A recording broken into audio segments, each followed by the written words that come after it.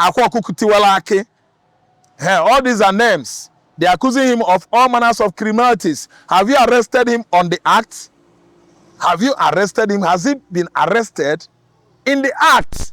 Currently, we see it happening in Anambra State. Aguna Chamber and what do you call that one? Udogachi. They succeeded on discovering a hotel that hotel is having on the top roof 30 graves. Has it been proven? The owner of the hotel is now on the run. And later, we actually heard that the man has come back. That he's not burying anybody on top of such hotels.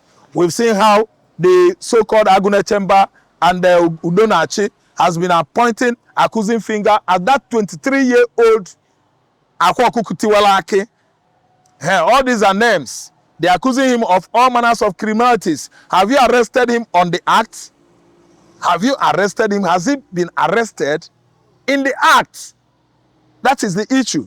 We are having all this in Igbo land, simple because we are asking for emancipation of Biafra. Who is it that initiated Aguna Chamber, Udogachi, and the Bubago, the southeastern governors? How are they operating? What are their modus operandi in Igbo land to at least arrest criminals? Do you know what they do? They don't even waste time. Once you are pointed or people accuse you of any criminality in Igbo land, you are got shot. Since in Anambra State last week, and that was how since that were from Mbidi Ihiala axis. There are, I think, number four youths were at the axis of Newi, so number at Idemili, so on and so forth. That was how they have been going places to places, disaliving in Igbo land without taking them to court on armed youths. After them, they come up, they put place on their chests, all around them, all manners of weapons, that they are the owner of that weapons. Have they actually proven it that those children, those youths, they have been are actually cultists, kidnappers, armed robbers? Because I've been hearing now on social media, on videos I actually watched, they were asking such youths, who is father of Biafra? Who is Baba Biafra? Who is Mr. Biafra? You see it. Yes, it is just within that context of Biafra agitation. The governors are not happy that Biafra is about to emanate because they actually know that if Biafra comes, they are nowhere to be found. The governors of that region actually have indicated that they are behind Mazi Nnamdi Kanu's ordeal. They are just playing game by telling us that they have been confronting Mr. President at Acer to leave Nnamdi Kanu. It is not true. These people are Igbos against Igbos. The governors of the Igbos are against the Igbo people. That's why we are still having all these kind of criminalities going on across southeastern Nigeria. The insecurity in Igbo land is no new thing to us because we know the perpetrators. The perpetrators are the political juggernauts of that region. They use insecurity to settle scores among themselves. We know the operational tactics of Ebubago. Ebubago actually disallowed over 16 youths that were going for marriage ceremony in 2022. Did they not sweep that matter under carpet? Who is responsible for the death of 16 youths? Out of those 16 youths that were going for marriage, you have 4 from one mother, from a family. How did you see it? Who is it that has brought these governors, the people that initiated the Bubuago, to the court of law to explain to us how? Currently, we see it happening in Anambra State. Aguna Chamber and what do you call that one? Udogachi. They succeeded on discovering a hotel that hotel is having on the top roof 30 graves. Has it been proven? The owner of the hotel is now on the run. And later, we actually heard that the man has come back. That he's not burying anybody on top of such hotels. We've seen how the so-called Aguna Chamber and Udonachi has been accusing finger at that 23-year-old AKWA All these are names. They are accusing him of all manners of criminalities. Have you arrested him on the act? Have you arrested him? Has he been arrested in the act? That is the issue. We are having all this in Igbo land, simple because we are asking for emancipation of Biafra. Over marginalization, persecution, oppression of Igbo man, from that angle, springing all these animosities against Igbo man in the southeastern Nigeria. We've actually seen how infiltrated military of this country often disalive youths, having over 3,000 military roadblock in the southeastern Nigeria, even if the whole southeastern Nigeria has been declared a state of emergency by Mr. President. Is it going to be like that? We are in a state of war in Igbo land. 3,000 military checkpoints, extorting over 21 trillion from Igbo man since 2021 to date. That was the amount. That was how statistics brought the figure. Because you go there, you must pay money. If you go 20 times, you must pay money. You go pay money because you are an Igbo man. The money that you generate from out of your sweat, out of your platform or an establishment where you transact your business, they actually believe that that money is falling from sky. That is it. Too much checkpoint, military checkpoint across the whole southeastern states, and the governors are not doing anything about it. That's why if you go to southeast today, cost of living there has now begun, to be what more than that is worse than that of Lagos State.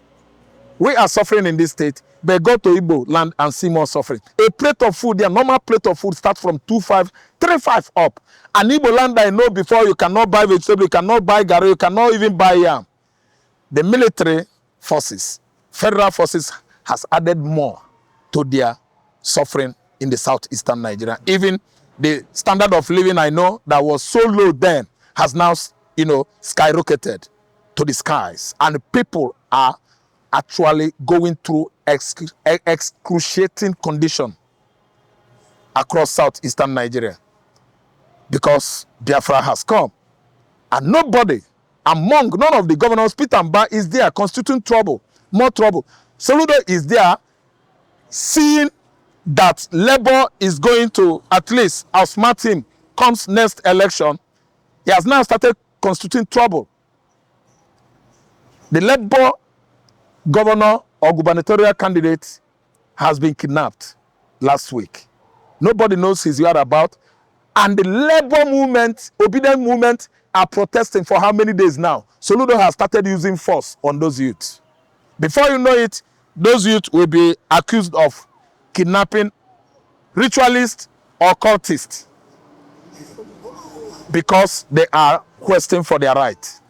So today we just want to get your view on the current happening in the southeast, specifically Ebonyi State.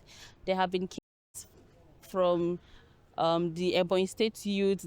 Is as if they are doing back to back, do me, I do you sort of thing. So what's your view on this?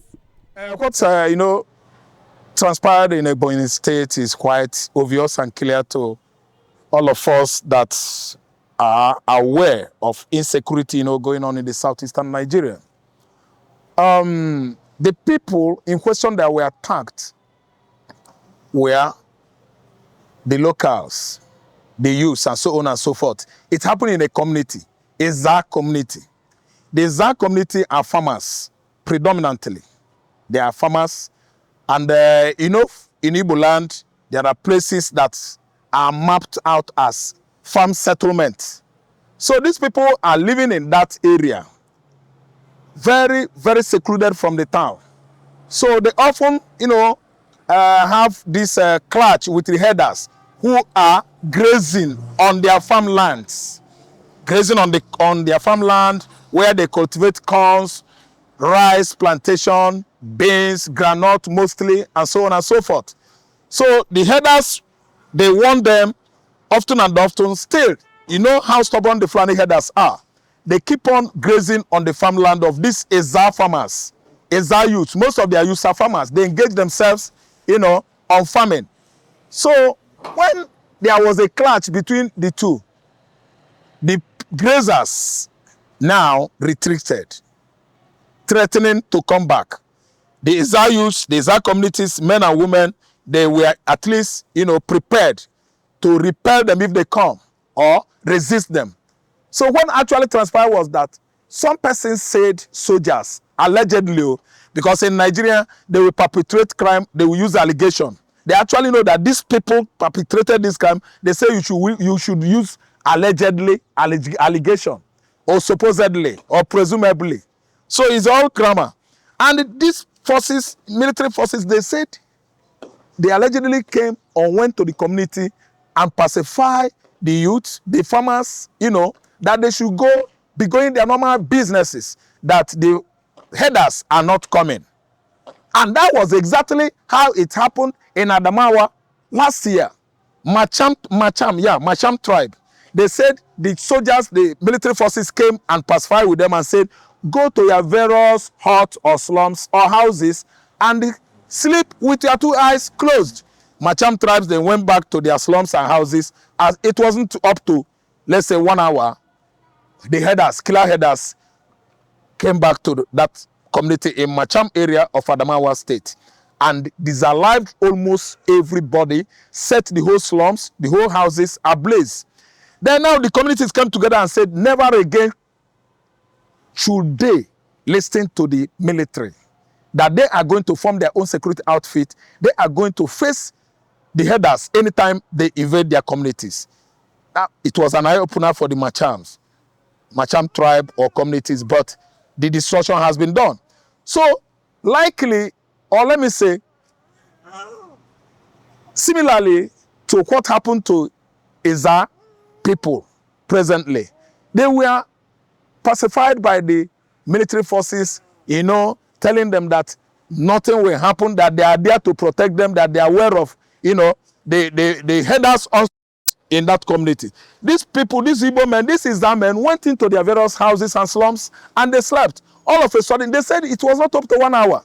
They came that night and what? They smitted. Disallowed almost the whole people in that settlement community. And you know what? The next day, they took to the streets, they took to the communities, they took to the town, protesting it because actually they were convinced by the forces, military forces. Military forces are government forces, that there will be no problem. Actually, we've seen how it's done on them, that these headers are working hand in hand with military forces. According to information we got, it wasn't highly misguided. It is a let me say, investigated information. It was not based on falsification, that they actually deceived Izar people in Ebonyi State to go into their houses and sleep. While they are inside, they use fuel around their houses, set the whole building ablaze. Many inside inferno.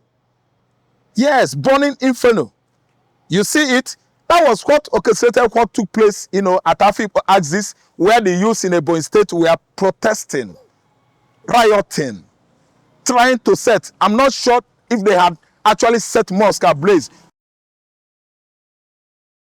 At least the right reaction. Mosque were set ablaze, fine. What about the headers?